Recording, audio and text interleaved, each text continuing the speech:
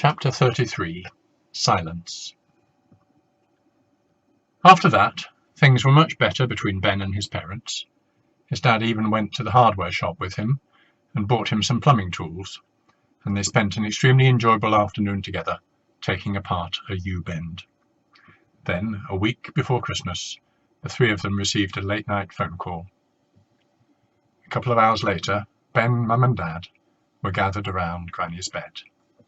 She was in a hospice, which is where people go when the hospital can't treat them anymore. She didn't have long left to live, hours maybe. The nurses said she could go any time. Ben was sitting anxiously by Granny's bed. Even though she had her eyes closed and didn't seem able to speak, sitting in that room with her was an incredibly intense experience. Dad paced up and down at the foot of the bed, unsure of what to do or say. Mum sat looking on, feeling helpless. Ben simply held Granny's hand. He didn't want her to slip away into the darkness alone. They listened to her raspy breathing. It was a horrible sound, but there was only one sound that was worse. Silence. That would mean she was gone. Then, to everyone's surprise, Granny blinked and opened her eyes. She smiled when she saw the three of them. "I'm famished," she said in a weak voice. She reached under her sheets and took out something wrapped in cling film, which she started unpeeling. "What's that?" asked Ben. "It's just a slice of cabbage cake," wheezed Granny. "Honestly, the food in here is ghastly." A little later, Mum and Dad went out to get a coffee from the vending machine. Ben didn't want to leave Granny's side for 1 second. He reached out and took her hand. It was dry and so light.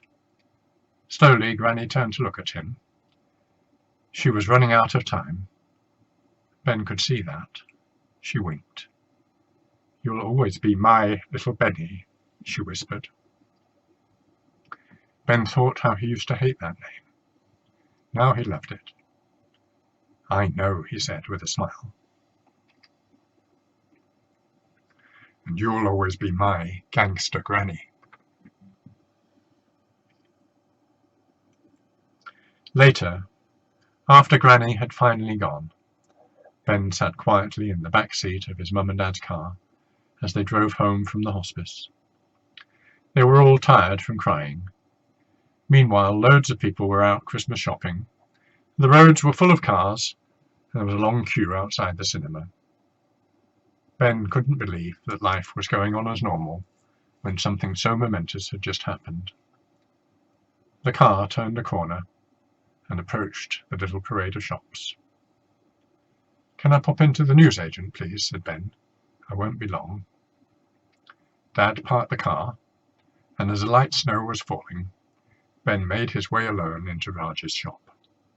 Ding! Went the bell as the door opened. "Ah, young Ben!" exclaimed Raj. The newsagent seemed to notice the sad look on Ben's face. "Is something the matter?" "Yes, Raj," spluttered Ben. "My granny just died." Somehow, saying that made him start crying again. Raj rushed out from behind the counter and gave Ben a big hug. "Oh, Ben, I'm so sorry. I hadn't seen her for a while, and I guessed she wasn't well." "No, and I just wanted to say, Raj," said Ben between sniffs, "thank you so much for telling me off that time. You were right. She wasn't boring at all. She was amazing." "I wasn't trying to tell you off, young man. I just thought you'd probably never taken the time to get to know your granny." "You were right. There was so much more to her than I ever imagined." Ben wiped the tears away with his sleeve. Raj began searching his shop. "Now, I have a packet of tissues somewhere. Where are they? Oh, yes, just underneath the football stickers. Here you go." The newsagent opened the packet and passed them to Ben. The boy wiped his eyes. "Thank you, Raj. Is it 10 packets of tissues for the price of 9? He said with a smile. No, no, no, chuckled Raj. 15 packets for the price of 14. Raj put a hand on Ben's shoulder. You don't understand, he said. They're on the house. Ben stared. In all the history of the world, Raj had never been known to give anything away for free. It was unheard of. It was madness. It was going to make Ben cry if he wasn't careful. Thank you so much, Raj, he said quickly, choking up a little. I'd better get back to my parents. They're waiting outside. Yes, yes, but just one moment, said Raj. I have a Christmas present somewhere here for you, Ben. He started rummaging around his cluttered little shop again. Now, where is it? Ben's eyes lit up. He loved presents. Yes, it's right here, behind the Easter eggs. Found it, exclaimed Raj, as he produced a bag of Murray mints. Ben was a tiny bit disappointed, but he did his best to hide it. Wow, thank you, Raj, said Ben, doing his best school play acting. A whole packet of Murray mints. No, just one mint, said Raj, opening the bag and taking a single Murray mint out before handing it to Ben. They were your granny's absolute favourite. I know, said Ben, with a smile.